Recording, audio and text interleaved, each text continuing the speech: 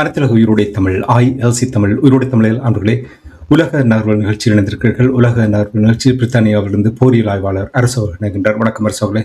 வணக்கம் தனாஜானி. அனைத்துலக உயிரோடை தமிழ் உறவுகளுக்கு அன்பு வணக்கம்.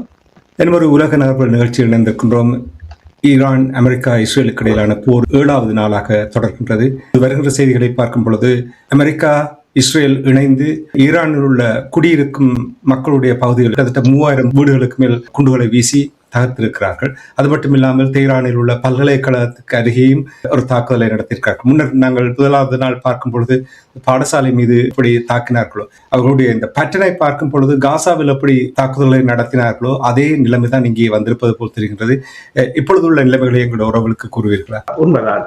அடுத்த அலை தாக்குதலாக இஸ்ரேல் ஈரான் தெஹ்ரான் பல்கலைக்கழகம், மற்றது இராணுவ அகாடமி, மற்றது பொதுமக்கள் வீடுகள் என்று பலவற்றை தாக்கி இருக்கிறது. ஈவன் அதுல அங்க ஈரான் துருத்தல் போட்டதுல போட்டிருக்கிறார், ஒரு சிக்கன் ஷாப் கூட தப்பவில்லை என்று சொல்லி பொதுமக்கள் நிலை இடங்களைத்தான் தாக்கி இருக்கின்றது. ஆனா பிரச்சனை என்னவென்று சொன்னால், விமானங்கள் மூலம் இவர்களால் தாக்கும் போது பொதுமக்களின் இலக்குகளை, அதாவது தரைக்கு மேல் உள்ளவற்றைத்தான் தாக்கலாம். ஈரான்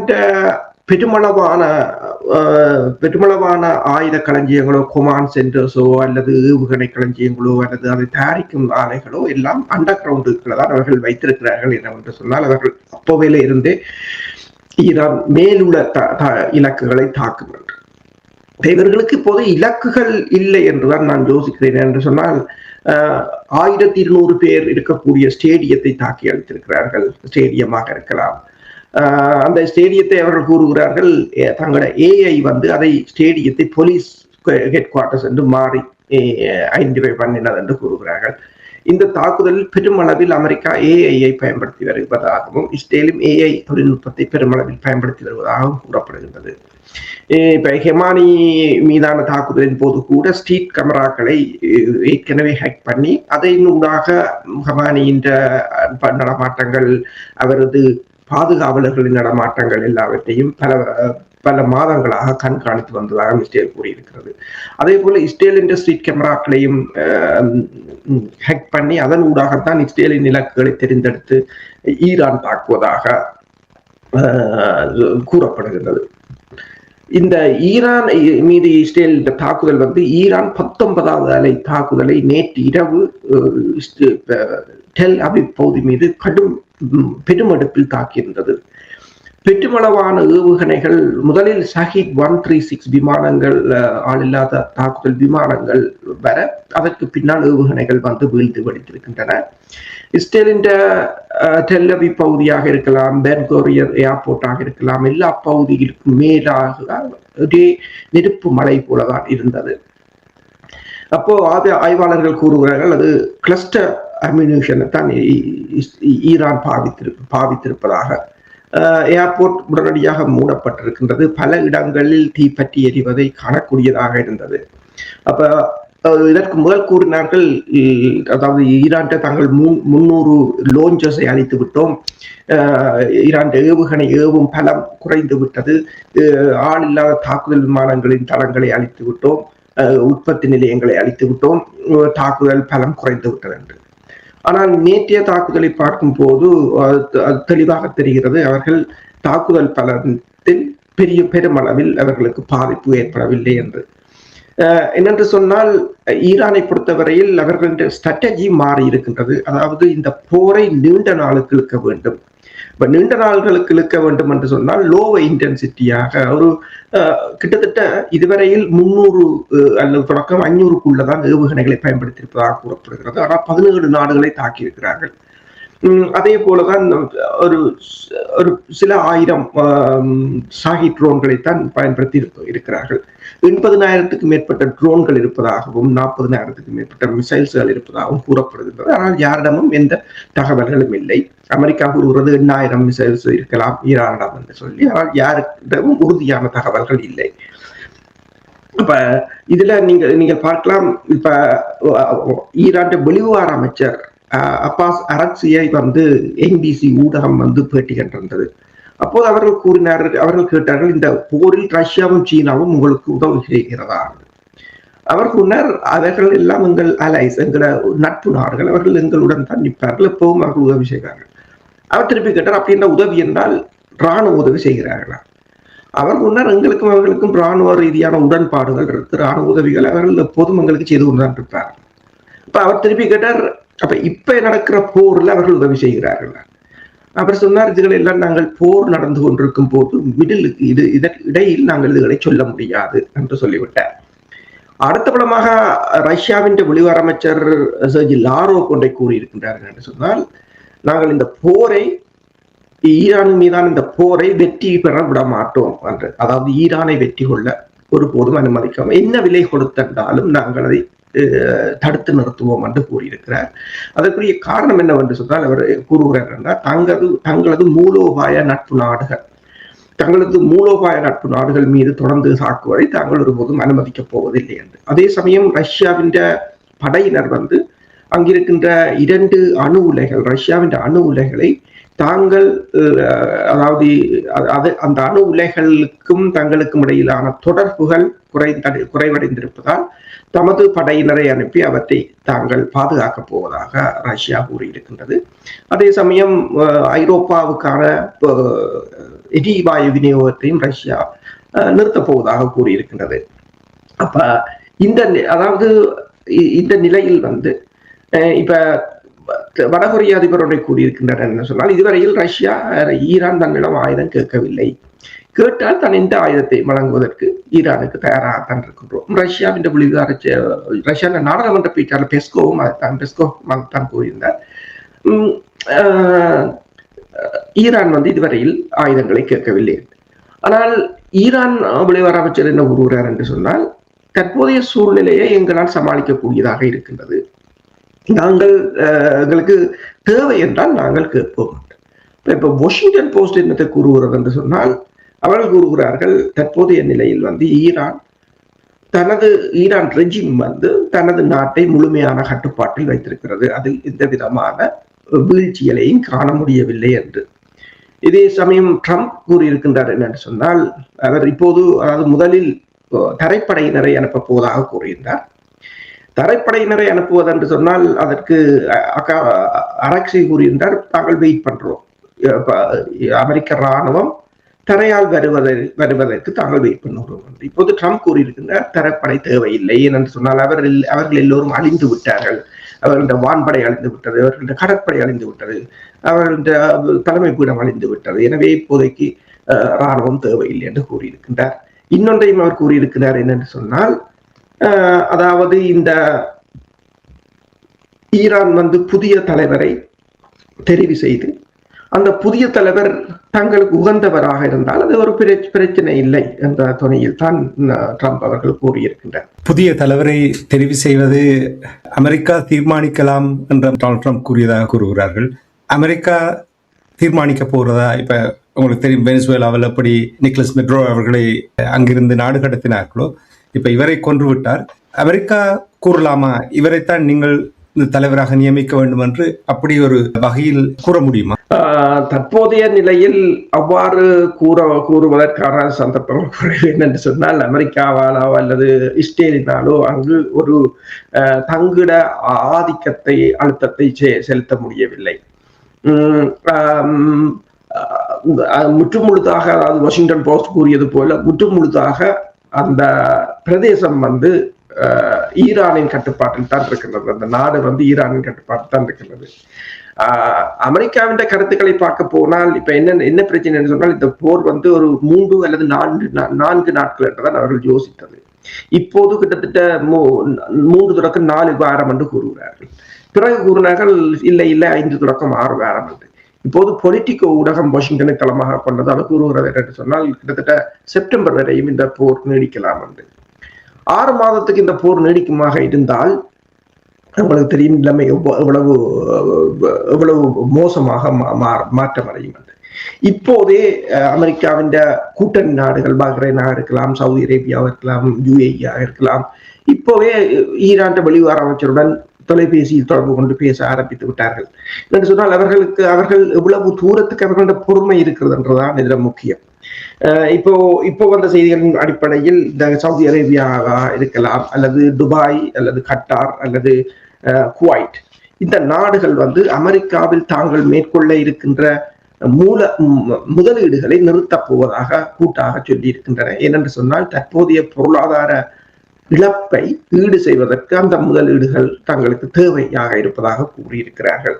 இப்ப இது இன்னும் இப்பதான் 7வது நாளுக்கு இந்த போர் போகின்றது. நாளைக்கு சனிக்கிழமை என்று சொன்னால் கிட்டத்தட்ட 8வது நாளாக மாறப்போகிறது. அதற்குள்ளேயே இவ்வளவு பொருளாதார இழப்புகளாக இருக்கின்றது. ஞாபகம் இருக்கும், டொனால்ட் ட்ரம்ப் அவர்களை சவுதி அரேபியாவுடைய மன்னர் சந்தித்து பேசும் பொழுது $1 trillion அமெரிக்காவில் முதலீடு செய்வதாக அவர்களுக்கு இடையில் ஒப்பந்தம் ஏற்படுத்தப்பட்டது. அப்படி என்றால் இந்த முதலீடு தற்போதைய நிலையில் அவர்களுக்கு அதைவிட பெருமளவான சேதங்களை சந்தித்திருக்கிறார்கள். இதை கட்டி எழுப்புவது என்பது இலகுவான காரியம் இல்லை. இந்திய ஆய்வாளர்கள் கூறுகிறார்கள் என்னென்று சொன்னால், ஈரான் கொடுத்துகின்ற ஒவ்வொரு எரிபொருள் நிலையங்களுக்கும் ஈரான் காம்பன்சேஷன் பே பண்ண வேண்டும் என்று சொல்லி காம்பன்சேஷனுக்கு காத்திருக்கிறார்கள் இந்திய அதிகாரிகள். ஆனால் பிரச்சனை என்னவென்று சொன்னால், இதில் ஈராக்கில் இடம்பெற்றது போல சதாம் ஹுசைனை தூக்கில போடுகிற ஒரு போராக இது மாறப்போவதில்லை. இது இன்னும் ஈரான் மிகவும் உறுதியாகத்தான் நிற்கின்றது. அன்று அமெரிக்காவுடன் நின்ற கூட்டணி நாடுகள் இப்போது இல்லை. கள நிலைமைகளும் அன்று இருந்தது போல இப்போது இல்லை. நீங்கள் பார்த்தீர்கள் சொன்னால், இப்ப தரப்படை கூட இப்ப ட்ரம்ப் அதிலிருந்து பின்வாங்கி இருக்கிறார் என்று சொன்னால், ஏற்கனவே இந்த வரலாறுகளை நீங்கள் பார்த்தீர்கள் சொன்னால், இப்ப ஆப்கானிஸ்தானில் சோவியத் ஒன்றியம் 1980களில் கிட்டத்தட்ட 2 மில்லியன் குண்டுகளை வீசினார்கள். ஆனால் போரில் தோற்று காண்கின்றார்கள். அதே போல வியட்நாமில் 7.5 மில்லியன் குண்டுகளை வீசினது அமெரிக்கா, போரில் தோற்றுத்தான் போகும். பிறகு ஆப்கானிஸ்தானில் அமெரிக்கா கிட்டத்தட்ட 2 லட்சம் தொன் வெடி மருந்துகளை பயன்படுத்தியது. ஆனாலும் போர்ல தோற்றுத்தான் போனோம். இப்ப இந்த ஏசிமெட்ரிக் வார்ஃபேர்ல இப்ப ட்ரம்ப் கூறுவது போல ஈரான் கடற்படை அழிந்தது, வான்படை அழிந்தது என்றதுக்கு அப்பால் இதில் எவ்வாறு வெற்றி கொள்வது என்பதுதான் பிரச்சனை. இப்போ பல ஆய்வாளர்களும் ஏதோ ஈரான் ஏவுகணைகள் முடிந்து விட்டது என்று, அல்லது ஆளில்லாத தாக்குதல்கள் விமானங்கள் முடிந்து விட்டது என்னும் போது இஸ்ரேலின் டெல் அவிவ் பகுதி மீது ஒரு இரவு முழுவதும் நெருப்பு மலையை பொழிந்திருக்கிறார்கள். ஈரான் தரை அமைப்பும் அவ்வாறுதான் மலைகள் சார்ந்தது. அவர்கள் பெருமளவானவற்றை அண்டர் கிரவுண்டுகளுக்கு தான் வைத்திருக்கிறார்கள். அதற்குள் இருந்தே சில ஏவுகணைகளை ஏவுகிறார்கள். பலவற்றை ஏமாற்றுகிறார்கள். இந்த அமெரிக்காவின் விமானங்கள், அமெரிக்காவின் சேட்டலைட்டுகளுக்கு பலவற்றை டம்மியாக காட்டுகிறார்கள். அதன் மீது குண்டுகளை வீசுகிறார்கள். இப்போது இவர்களுக்கு குண்டை வீசுவதற்கு இடம் இல்லை. அதுதான் பிரச்சனை. இப்ப இன்னொரு பிரச்சனை என்னென்று சொன்னால், இவர்கள் ஒரு லெவலுக்கு மிக ஈரான் ஏவுகணைகளை முற்றாக நிறுத்தாத பட்சத்தில் இவர்களால் ஒரு லெவலுக்கு மேல் ஈரான் மீது தாக்குதலை நடத்த முடியாது என்று சொன்னால், இந்த டைமனா பகுதியில் இஸ்ரேலின் மிகப்பெரிய ஒரு அணு உலை இருக்கின்றது. அந்த அணு உலை வெப்பன் கிரேட்ஸ் அணு சக்தி பொருட்களை, யுரேனியம் போன்ற பொருட்களை உற்பத்தி செய்யக்கூடியது. அதனை சுற்றி கிட்டத்தட்ட 40,000 மக்கள் இருக்கிறார்கள். அப்ப இவர்களால் இந்த ஏவுகணைகளை தடுக்க முடியவில்லை. சில சமயங்களில் ஈரான் பல தடவைகள் சொல்லி இருக்கின்றது, உங்கள் அணு உலைகளை நாங்கள் அடிப்போம் என்று. எங்கள் அணு உலைகள் மீது நீங்கள் அடித்தார். இதுவரையிலும் நீங்கள் பார்க்கலாம், எந்த தாக்குதலிலும் ஈரானில் ஒரு அணுக்கசிவு ஏற்படுற அளவுக்கு இஸ்ரேல் எந்த தாக்குதலையும், அமெரிக்கா எந்த தாக்குதலையும் செய்யவில்லை. அவர்களுக்கு அந்த பிரச்சனை இருக்குது. அவ்வாறு இந்த போர் மேலும் விரிவடைந்து இஸ்ரேல் அணு சக்தி மையங்களை ஈரான் தாக்குமாக இருந்தால் மிகப்பெரிய அனர்த்தம் ஏற்படக்கூடியதாக இருக்கு. ஏனென்று சொன்னால், இதுவரை காலமும் இவர்களால் ஏவுகணைகளை மறைக்க முடியவில்லை. கூறுகிறார்கள் பேட்ரியாட் மற்றும் தாட் ஏவுகணைகள் 99% எஃபெக்டிவானவை என்று, இப்போது 85% எஃபெக்டிவானவை என்று கூறுகிறார். 85% என்றாலும் மிச்சம் 15% அங்கு தாக்கப்படக்கூடிய ஒரு நிலையாகத்தான் இருக்கின்றது. ஆனால் பிரச்சனை என்னன்னு சொன்னால், ஒரு ஆளில்லாத தாக்குதல் விமானத்தை வீழ்த்துவதற்கு ஒரு ஏவுகணைகளை பயன்படுத்தியும் இருக்கிறார்கள். 14 ஏவுகணைகளால் ஈரானின் ஏவுகணைகளை சுட முயற்சி செய்திருக்கிறார்கள்.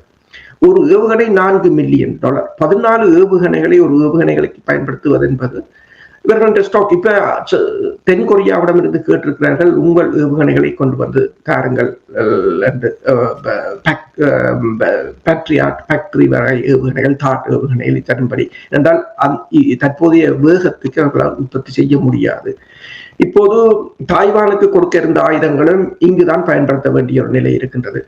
இஸ்ரேலை முழுமையாக பாதுகாப்பதற்காக அமெரிக்கா 250 சரக்கு விமானங்கள் ஜனவரியில் இருந்து இஸ்ரேலுக்கு வந்திருந்தன ஆயுதங்களை ஏற்றிக்கொண்டு. அதனால்தான் இந்த மத்திய கிழக்கு நாடுகளை பாதுகாப்பதில் தவறி இருந்தார்கள். ஆனால் அவ்வளவு ஏவுகணைகளை கொண்டு குவித்தும் இஸ்ரேலை பாதுகாக்க முடியாத ஒரு நிலையாகத்தான் இருக்கின்றது. எனவேதான் அமெரிக்காவின் அரசியல் மட்டத்திலும் ஒரு தளர்வு காணக்கூடியதாக இருக்கின்றது.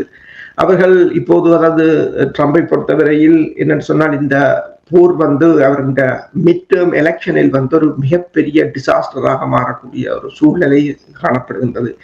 ஏதோ ஒரு வகையில் தாங்கள் வெற்றி பெற்றதாக அவர் காட்ட வேண்டும். இல்லை என்று சொன்னால் இது அவர்கள் எதிர்பார்த்ததை விட, அதாவது இஸ்ரேல் அவர்களை தவறாக வழிநடத்தி விட்டது. இப்ப வெனிசுலாவில் இடம்பெற்ற தாக்குதல் ட்ரம்புக்கு ஒரு ஓவர் கான்பிடென்டாக வந்துவிட்டது. என்ன, இதே மாதிரி தான் ஒரு ரெஜிம் சேஞ்ச் அடிச்சு எல்லாரையும் தகர்த்து விட்டால் அடுத்த அங்கே அரசாங்கம் கொலாப்ஸ் ஆகிடும் அப்படின்னுதான் தவறாக யாரோ, அதாவது ஆய்வாளர்கள் கூறுகிறார்கள் சொன்னால் தவறாக யாரோ ட்ரம்பை வழிநடத்தி இருக்கிறார்கள். இப்போது இதிலிருந்து வெளியேறுவதுதான் அவர்களுக்கு ஒரு மிகப்பெரிய ஒரு பிரச்சனையாக இருக்கின்றது. மேக் அமெரிக்கா கிரேட் அகெயின் என்ற அந்த கோஷத்தோடு தான் டொனால்ட் ட்ரம்ப் அவர்கள் 2வது தடவை அமெரிக்க அதிபராக பதவியேற்றார். அதன் பின்னர் அவருடைய செயல்பாடுகளை நீங்கள் பார்த்தீர்கள் என்றால், இந்த உலகத்தில் அமெரிக்காவை விட யாருமே இல்லை. இப்பொழுதும் கூட இவ்வளவு சேதங்கள் ஏற்பட்டாலும், அதாவது பொருளாதாரத்தில் பாரிய சிக்கல், இப்போ நீங்கள் எத்தனை தடவை கூறிவிட்டீர்கள், முதலீடு செய்பவர்கள் எல்லோருமே இப்பொழுது சிந்திக்கிறார்கள் என்று. நாங்கள் மத்திய கிழக்கு நாடுகளே எங்களை பாதுகாப்பார் என்று நாங்கள் யோசித்தோம், ஆனால் நாங்கள் தான் எங்களை பாதுகாக்க வேண்டிய நிலைமை ஏற்பட்டிருக்கின்றது, இவ்வளவு காலமும் ஏமாந்து போனோம் என்ற விதத்தில் அவர்கள் பேசுகிறார்கள். அமெரிக்காவில் எவ்வாறு இது பார்க்கப்படும்? குறிப்பாக உங்களுக்கு தெரியும், உலக அரசியலை எடுத்தீர்கள் என்றால் அமெரிக்காவை இனி எந்த ஒரு காலகட்டத்திலும் முன்னர் இருந்தது போல், அமெரிக்காவை நம்பியது போல் யாருமே செயல்படுவதற்கு தயாரில்லை. ஆனால் உலகமே குழம்பி போயிருக்கின்ற நிலையில் இது எவ்வாறு கட்டி எழுப்பப்படும், அல்லது இனிவரும் காலங்களில் அவ்வாறான ஒரு நிலைமைக்கு அமெரிக்கா மேக் அமெரிக்கா கிரேட் என்று சொன்னதை விட படு மோசமான ஒரு நிலைக்கை கொண்டே தள்ளிவிட்டிருக்கின்ற என்று நம்புகிறீர்களா? இதிலிருந்து வெளிவர முடியுமா? உண்மைதான். என்னென்று சொன்னால், நீங்கள் கூறியது போல ட்ரம்ப் அமெரிக்கா மேக் கிரேட் என்று கூறினாலும் அவர் இயலுமானவரை அவர் ஒரு போரை, அதாவது பொருளாதாரத்தை உயர்த்துவது என்றால் அவர்களுக்கு தெரிகிறது டாலர் விலை போகிறது, உலகம் பல்முனைவாக்கப்பட்ட உலகமாக மாறிவிட்டது, உக்ரைன் போர் எல்லாவற்றையும் தலைகளாக புரட்டி போட்டு விட்டது. அதுவும் ஒரு தவறான கணிப்பாகத்தான் இருக்கலாம். ஐரோப்பிய ஒன்றியம் தான் அதற்கு முக்கிய காரணம். அப்ப அவர் யோசித்தார், இந்த பொருளாதாரம், அதாவது அவர் போட்ட வரிகள் பெருமளவில் அவருக்கு பலனை கொடுக்கவில்லை. இப்போது போர் ஒன்றுதான் அவருக்கான தீர்வாக இருக்கின்றது. வெனிசுலாவில் கூட ஒரு மதுரோவை கொண்டு போனாரே தவிர ஆட்சி மாற்றத்தை கொண்டு வரும் அதே அரசு தான் இருக்கின்றது. நோபல் பரிசு வாங்கினவரை அங்கு கொண்டு போக முடியாது, அவருக்காக ஒரு நாட்டில சப்போர்ட் இல்லை, அதான் பிரச்சனை. அதே போல ஒரு நிலையாகத்தான் இருக்கின்றது. இப்ப ஈரானை முடக்கி விட்டால் இந்த ஹோமோஸ் ஜலசந்தி ஊடாக வருகின்ற அத்தனை எரிபொருட்களையும் தனது விலையில், தனக்கு ஏற்ற விலையை நிர்ணயித்தால் நிதியை ஈட்டலாம் என்று யோசித்திருக்கிறார். என்று சொன்னால் ஒவ்வொரு அமெரிக்கா இதுவரை காலம் கிட்டத்தட்ட 1.1 ட்ரில்லியன் பாதுகாப்புக்கு நிதியை ஒதுக்குகின்றது. அமெரிக்காவோட வட்டி விகிதம் கிட்டத்தட்ட கடன் கிட்டத்தட்ட 38 ட்ரில்லியன் என்றால் வட்டியே ஒரு வருடத்துக்கு 1 ட்ரில்லியன் கொடுக்க வேண்டிய ஒரு நிலையாக இருக்கின்றது. பெருமளவான நாடுகள் அமெரிக்காவிலிருந்து முதலீடுகளை வெளியே எடுக்கிறார்கள். எத்தனை காலத்துக்கு இவர்கள் மிரட்டி கொண்டு போய் அங்கு முதலீடுகளை செய்வது என்று முடியாத காரியம். குளோபலைசேஷன் என்று இவர்கள் கொண்டு வந்து அந்த குளோபலைசேஷன் இவர்களுடைய பொருளாதாரத்தையே கடுமையாக சீரழித்து விட்டது. விரும்பியோ விரும்பாமலோ எப்படியோ சீனாவிடமிருந்து பொருட்களை வாங்க வேண்டிய ஒரு நிலையாகத்தான் இருக்கின்றது. குளோபல் சப்ளையாக அவர்கள் தான் இருக்கிறார்கள். பெருமளவான இப்ப முன்னைய காலங்களில் நீங்கள் பார்த்தீங்கன்னு சொன்னால் பேட்டன் என்று சொல்றது இப்ப சயின்டிபிக் ஒவ்வொரு கண்டுபிடிப்புகளையும் பேட்டன் பண்ணுவார்கள். அதில் அமெரிக்கா தான் ஒரு வருடத்துக்கு எத்தனையோ ஆயிரம் பேட்டன்களை பண்ணும். இப்ப சீனா தான் அதை எத்தனையோ ஆயிரத்தை பண்ணுகிறதே தவிர மேற்குலக நாடுகள் கடுமையாக குறைந்து விட்டன. ரிசர்ச் அண்ட் டெவலப்மெண்ட்டுக்கு ஒதுக்குகிற நிதிகள் கூட அவர்களுக்கு இயலாமல் இருக்கின்றது. பல்கலைக்கழகங்களுக்கு உரிய மாணவர்களுக்குரிய அவர்களுக்குரிய நிதி ஒரு மிக சொற்பமாக இருந்தது. இப்போது அதை கூட பல மடங்கு அதிகரித்து கூட சபை பண்ண முடியாத ஒரு நிலையாக இருக்கின்றது.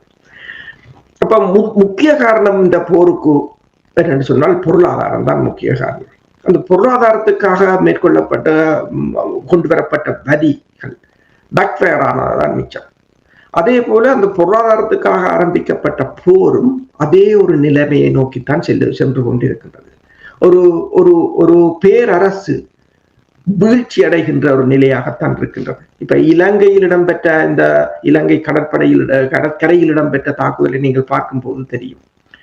ஒரு வீழ்ச்சி அடைகின்றவர்கள் என்ற நடவடிக்கையாகத்தான் அதை பார்க்கலாம். ஒரு வெற்றி பாதையில் இருப்பவர்கள் எப்போதும் எதிரிகளை நியாயமாக தாக்குவார்கள்.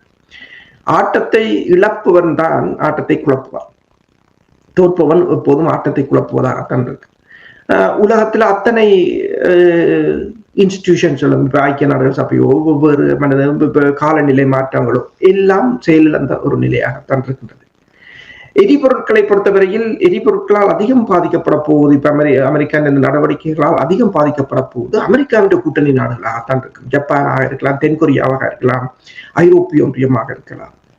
அப்ப இந்த நாடுகள் நாளைக்கு அமெரிக்காவுடனான கூட்டணியை பற்றி யோசிப்பார்கள். இப்ப நான் முதல் கூறியது போல இப்ப சவுதி அரேபியா, கட்டார் இவர்கள் எல்லாம் இப்போது ஈரான் வெளிவார அமைச்சருக்கு பொறுத்தளவில் எடுக்கிறார்கள். அசார்பைசானுக்கு விழுந்தது ஆளில்லாத தாக்குதல் விமானம் வந்து வீழ்ந்தா போதும் அவர்கள் ஈரானிடம் போருக்கு போக விரும்பவில்லை என்றால் தெரிகிறது. உலக ஒழுங்கு தற்போதைய இருக்கிற நிலையில் தங்களை உள்ளூர் மக்களுக்கு சாப்பாடு கொடுக்கிறதே பெரிய பிரச்சனையாக இருக்கின்றது. இந்தியாவின் நிலைமையும் அப்படித்தான். இப்போதுதான் இந்தியா, அதாவது கப்பல் மூழ்கி 2ஆம் நாள் தான் ஆட்களை தேட ஒரு கப்பலை அனுப்பி இருக்கிறது. என்றால் நாங்களும் ஏதோ உதவி செய்கிறோம் என்றது. ஏனென்றால் அதாவது அமெரிக்காவின் முகத்திரை எவ்வாறு கிழிந்ததோ அதே போலதான் இந்தியாவின் ஜனநாயக நாடு என்றது மிகப்பெரிய ஒரு பாதிப்பை ஏற்படுத்தி இருக்கின்றது. ஈரான் பெருமளவான இழப்புகள், இப்போ உதாரணமா பார்த்தீங்கன்னா 150 கடற்படையினர் ஒரு தாக்குதலில் என்பது ஒரு மிகப்பெரிய இழப்பு. அதே போல ஈரான் நாட்டிலும் கிட்டத்தட்ட இதுவரையில் 1400 பேர் கொல்லப்பட்டிருக்கிறார்கள். நீங்கள் கூறியது போல 3000 வீடுகள், பெருமளவான கட்டிடங்கள் என்று சொல்லலாம். ஆனாலும் இந்த போரை பொறுத்தவரையில் அவர்கள் இதுவரையில் தங்கள் நாட்டை முழுமையாக தமது கட்டுப்பாட்டின் கீழ் தான் வைத்திருக்கிறார்கள். முழுமையாக அந்த அவர்களது போர் நடவடிக்கை திட்டமிட்டபடியே போகிறது. அதில் எந்தவித மாற்றமும் இல்லை. ஆனால் போரை ஆரம்பித்தவர்கள் அமெரிக்காவும் இஸ்ரேலும். ஆனால் இப்போது அதை நடத்துவது ஈரானாக இருக்கின்றது. அதுதான் பிரச்சனையாக இருக்கின்றது. இப்ப இனி முடிப்பது என்று சொன்னால் ஈரான் கையில் தான் இந்த போரை முடிப்பது இருக்கின்றது. இப்ப ட்ரம்ப் நேற்று கூறியிருந்தால் ஈரான் தங்களுடன் பேச்சுவார்த்தையை நடத்த கேட்டதாக. உடனடியாகவே ஈரான் மறுத்து விட்டது. நாங்கள் அப்படி கேட்கவும் இல்லை, எங்களுக்கு அது தேவையும் இல்லை என்றுதான் கூறியிருக்கிறார்கள். என்று சொன்னால் ட்ரம்ப் அனுப்பிய இப்போது அமெரிக்க ஊடகங்களே கூறுகின்றது, தாங்கள் கொடுத்த அந்த அறிக்கையை பரிசீலனை செய்வதற்காக, தாங்கள் அந்த அறிக்கையை இவர்களை ஒன்று சேர்ப்பதற்காகத்தான் பேச்சுக்களுக்கு இழுத்து அந்த அறிக்கையை கொடுத்ததாக இப்ப அவர்களே கூறுகிறார்கள். அப்ப இவ்வாறான பேச்சுக்கள் என்றது பாத்தீங்கன்னா இந்த போரில் அவர்கள் எவ்வாறு வெல்கிறார்கள் என்று சொன்னால் எல்லாம் தந்திரமாகவும் ஒரு நேர்மையற்ற முறையிலும் தான் முழு நடவடிக்கைகளும் இந்த 2-3 வருடங்களாக நடந்திருக்கின்றன. எப்பொழுது நேர்மையாக இருந்த என்று நாங்கள் புத்தகத்தை புரட்டி பார்த்தால் தெரியும் எப்பொழுது வரலாற்றில் நேர்மையாக இருந்தார்கள் என்று. சரி, அதை நாங்கள் இன்னொரு சந்தர்ப்பத்தில் பார்க்கலாம். இப்ப மத்திய கிழக்கு நாடுகள் எல்லா நாடுகளிலும் தாக்கப்பட்டிருக்கின்றது. இப்ப நீங்கள் அஜர்பைஜான் தொடர்பாக கூறினீர்கள், அங்கே அவர்களுடைய விமான நிலையத்துக்கு பக்கத்திலும் கூட குண்டு விழுந்திருக்கின்றது, ஈரானுடைய குண்டு. டர்க்கி மீது, இப்ப எல்லா நாடுகள் மீதும், அதாவது ஈரானுக்கு எதிராக நாங்கள் தாக்குதலை செய்யக்கூடாது என்பதையே ஈரானுக்கு ஒரு வெற்றியாக நீங்கள் பார்க்கிறீர்களா? இப்ப உங்களுக்கு தெரியும், அமெரிக்காவுக்கு தளத்தை கொடுத்திருக்கிறார்கள் இந்த மத்திய கிழக்கு நாடுகள், எல்லா நாடுகளும். அப்ப எதிராக தாக்காமல் இருப்பது இது அமெரிக்காவுக்கு ஒரு பாரிய தோல்வியாக நீங்கள் பார்க்கிறீங்க என்றால், இவ்வளவு தளத்தையும் கொடுத்து விட்டு என்னுடைய தளத்துக்கு அடிக்கிறார்கள், நீங்கள் எங்களுக்கு தளம் தந்தனீர்கள், ஏன் நீங்கள் அங்கு அடிக்காமல் இருக்கிறீர்கள் என்று சொல்லி அப்படி ஒரு முடிவுக்கு வரலாம் என்று நீங்கள் நம்புகிறீர்களா? உண்மைதான், நீங்கள் சொல்லுவதுதான் நானும் யோசித்தது. அதாவது இதை எவ்வாறு கூறுகிறார்கள் என்று சொன்னால், அமெரிக்காவின் தளங்களை தளங்கள் ஒன்றும் அங்கு இல்லை. அத்தனை தளங்களும் இப்போது ஈரானின் கட்டுப்பாட்டில் தான் இருக்கின்றது. மத்திய கிழக்கில் இருக்கிற அத்தனை தளங்கள் ஈரான் அங்கு நேரடியாக போய் இறங்கவில்லை. ஈரான் மிசைல்ஸ் அடிக்காமல் விட்டால் தான் அங்கு இவர்கள் இருக்கலாம் என்ற ஒரு நிலை. அப்ப ஈரான் தான் அந்த தளத்தை கண்ட்ரோல் பண்ணுகிறது. இதை நான் கூறவில்லை, மத்திய கிழக்கு ஆய்வாளர்கள் கூறுகிறார். அந்த தளங்களில் இருந்தவர்களை விடுதிகளில் கொண்டு போய் வைத்தால் அந்த விடுதிகளும் தாக்கப்பட்டிருக்கின்றன. என்று சொன்னால் ஈரானியர்கள் பெருமளவானவர்கள் மத்திய கிழக்கு நாடுகள் இருக்கிறார்கள். அவர்கள் கொட்டையர்கள் கூட வேலை செய்வார்கள். அவர்கள் ஒரு போன் பண்ணி சொல்லுவார்கள், இந்த கொட்டையிலேயே வேறு இருக்கிறார் என்று சொல்லி. ஏனென்றால் வாஷிங்டன் போஸ்ட் போட்டிருக்கிறது, 6 CIA முக்கிய அதிகாரிகள் இருந்த அறை என்னென்று துல்லியமாக தெரிந்தது என்று. அது தாக்கப்பட்டது, அவர்கள் கொல்லப்பட்டார்கள். ஆனால் விவரங்கள் இப்போதைக்கு இல்லை. இது நான் கூறவில்லை, வாஷிங்டன் போஸ்ட் போட்டிருக்கிற விவரங்கள் இனி பல தெரிய வரும், இனி நாளெடுக்கும், என்ன மறைக்கிறார்கள் எல்லாவற்றையும் என்று. இப்போது பொலிட்டிகோ என்ன கூறுகிறது, எங்களுக்கு இப்போது புலனாய்வாளர்கள் தேவை, அனுப்புங்கள் கூடுதலான புலனாய்வாளர்களை என்றுதான் பொலிட்டிகோ கூறுகிறது. இப்ப துல்லியமாக தாக்குகிறார்கள். அப்ப அடுத்தது ஒன்று அதை நாம் கூறியது, இப்போ தளங்கள் ஒன்றும் அமெரிக்கான கட்டுப்பாட்டில் இல்லை. தளங்களை அவர்களே எடுத்து விட்டார்கள், முழு தளங்கள். ஈராக்ல இருந்து இங்க முழு பஹ்ரைன், குவைத், எத்தனை தளங்கள். அடுத்ததாக சரி, கொட்டேல்களில் போயிருந்தவர்களை அடித்தார்கள், கொட்டேல்களையும் அவர்கள் தான் இப்போது கையாளுகிறார்கள். விமான நிலையம், அனைத்துலக விமான நிலையங்கள் அத்தனையும் ஈரான் மிசைல்ஸ் அடிக்காட்டித்தான் இயங்கலாம். அமெரிக்காவாலும் இயக்க முடியாது, யாராலும் இயக்க முடியாது. அடுத்ததாக தூதரகங்கள், எல்லா தூதரங்களும் மூடும். சவுதி அரேபியா, கட்டார், லெபனான் எல்லாம் பாகிஸ்தான்ல இருந்து கூட அகற்றி கொண்டு இருக்கிறார். சொல்கிறார்கள், ஈரான் மத்திய கிழக்கு படையினரை மட்டும் அகற்றவில்லை, அமெரிக்காவுக்கும் மத்திய கிழக்கு நாடுகளுக்கும் உள்ள ராஜதந்திர உறவையும் இல்லாமல் செய்கிறதா என்ற கேள்விகள் இருக்கின்றது. இப்ப என்னென்று சொன்னால், இப்ப நீங்கள் கேட்டது போலதான், அதே போலதான் இப்போது துருக்கியை நோக்கி 2 ஏவுகணைகள் போயிருக்கின்றன. ஆர்டிகிள் 5 என்று சொல்றது, அவர்கள் கூறுகிறார்கள் ஆர்டிகிள் 5 இயக்க மாட்டோம், எல்லாரும் உடனடியாக கூறிவிட்டார். இப்ப எல்லாரும் பார்த்து கொண்டு, ஆர்டிகிள் 5 எப்படா இயக்குவீங்கள்? ஆர்டிகிள் 5 என்றது இயக்க முடியாது என்றால் தற்போதைய நிலையில் இயக்கி போட்டு என்ன செய்யறது? இப்ப அதை விட மோசமா நேட்டோவுக்கு அதிக ஆயுதங்களை கொடுப்பதும் அது நிதியை கொடுப்பதும் அமெரிக்கா தான். அமெரிக்காவே ஸ்ட்ரகிள் பண்ணுது. இனி நேட்டோ 4 கப்பல் 2 விமானங்களையும் கொண்டு வந்து என்ன பண்றது? ஒன்றும் பண்ண முடியாது. அப்ப ஆர்டிகிள் 5 அவர்கள் சொல்லிட்டாங்க, ஆர்டிகிள் 5 இயக்க முடியாது. அசர்பைஜான் மீது விழுந்தது. இன்று வரையும் மத்திய கிழக்கு நாடுகள் ஏதாவது ஒன்று திருப்பி தாக்கி இருக்காங்க ஈரானை? இல்ல. என்னன்னு சொன்னா, அவங்க எல்லாம் அழிவடைஞ்ச நிலையில இருக்காங்க. மற்றது தாக்குதல் வலிமையில் இருக்கிறாங்க. அவங்க திருப்பி தாக்கினால் எங்களுக்கு தான் செய்தான் கூட. அவர்களுக்கு தெரிகிறது. என்று சொன்னால், ஒரு நிமிடத்துக்கு UAE $4 மில்லியன் இழந்து கொண்டிருக்கிறது, ஒரு நிமிடத்துக்கு என்றுதான் கணிப்பிட்டு இருக்கிறார்கள் இந்த போரால், UAE மட்டும்.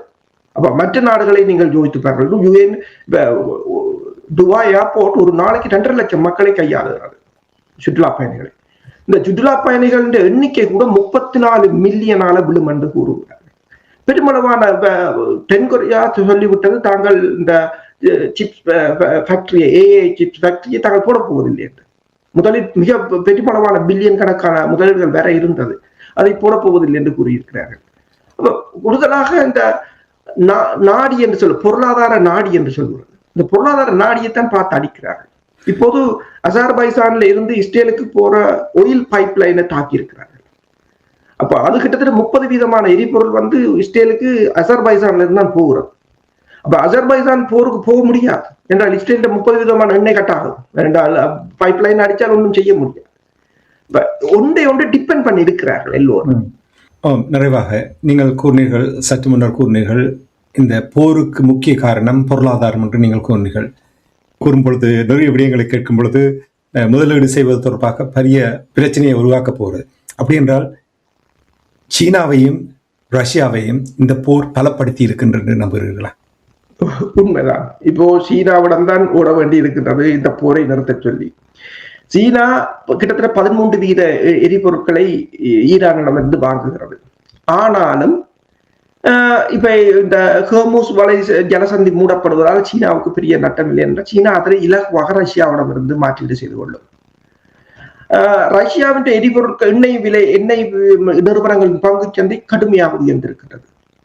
எரிபொருள் விலை உலகு உயர்ந்த போது இப்போது எல்லோரும் ரஷ்யாவை நோக்கித்தான் ஓட வேண்டிய ஒரு நிலை இருக்குது. செப்டம்பர் வரையும் இந்த போர் போகும் என்று சொன்னால் முழு பொருளாதாரமும் ஜப்பான்லையோ தென்கொரியாலையோ ஒன்றும் சவை பண்ணாது என்றுதான் கூறுகிறார்கள்.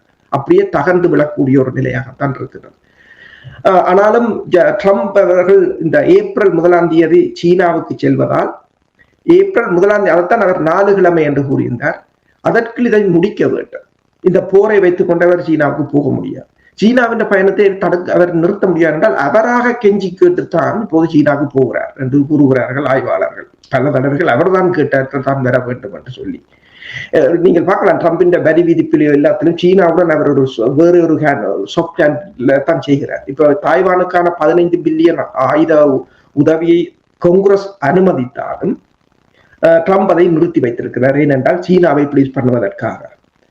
அப்ப இந்த 1 இடையில் அதாவது இன்னும் ஒரு 3-4 கிழமைகள் தான் இந்த போர் நீடிக்கும் என்று கூறுகிறார்கள். போரை நிறுத்துவதற்கு 3 காரணிகளை கூறுகிறார்கள். ஒன்று அமெரிக்காவின் மிசைல்ஸ், அது அந்த இடைமறிப்பான்கள் போதிய அளவில் இல்லை. இரண்டாவது இந்த கூட்டணி சவுதி அரேபியா, பஹ்ரைன், கட்டார் போன்ற கூட்டணி நாடுகள் பொறுமையின் எல்லை. அவர்கள் இந்த பொறுமையின் எல்லை இதுவரை போகிறது என்று, ஏனென்றால் அவர்களால் இதுக்கு மேல் தாக்கு பிடிக்க முடியாது. 3வது காரணி சீனா. ட்ரம்புக்கு ஏதோ ஒரு வகையில் சீனா தேவையாக இருக்கின்றது. சீனாவை விட்டு ஒன்றும் செய்ய முடியாது, ஏனென்றால் அவ்வாறான ஒரு நிலைமை. இந்த 3 காரணிகளும் தான் அரசியலை விட தற்போதைய இந்த போரை முடிக்கப் போகிறது என்று கூறுகிறார். நன்றி. உலகத்தில் ஒன்றுமே நிரந்தரமில்லை என்பதை இன்னொரு தடவை நிரூபித்து காட்டியிருக்கிறது. நன்றி அரசர்களே. இன்றைய நிகழ்ச்சியில் இணைந்து உலக நகர்வுகள் என்று சொல்லும் பொழுது ஈரான், இஸ்ரேல், அமெரிக்காவுக்கு இடையிலான போர் நிலைமைகளை அவதானித்து உயிரோடை தமிழ் உறவுகளுக்கு எடுத்து வந்தமைக்காக உயிரோடை தமிழ் அன்பர்கள் சார்பாக நன்றி கூறிக்கொண்டு மீண்டும் இன்னொரு நிகழ்ச்சியில் இணைந்திருப்போம். அதுவரைக்கும் நன்றி, வணக்கம். நன்றி, வணக்கம். எமது பார்வையாளர்களுக்கு வணக்கம். மக்களின் குரலாய் ஓங்கி ஒலிக்கும் இலக்கு மின்னிதழ் மற்றும் உயிரோடை தமிழ் வானொலி ஆகிய இவ்விரு ஊடகங்களும் உங்களைப் போன்ற எமது நேயர்கள், நண்பர்களின் ஆதரவிலேயே இயங்கி வருகின்றன. மிக குறைந்த வளங்களுடன் பல இடர்கள் மற்றும் தடைகளை தாண்டி பயணிக்கும் எமது ஊடகங்களின் பணிகள் மேலும் வளர உங்களால் முடிந்த நிதியுதவியை வழங்கி இன்னும் காத்திரமான செயற்பாடுகளை முன்னெடுக்க உதவுமாறு மிகவும் பணிவன்புடன் வேண்டி நிற்கின்றோம். உங்கள் பங்களிப்பு உங்களின் உரிமை குரலாய் ஓங்கி ஒலிக்கும். நன்றி.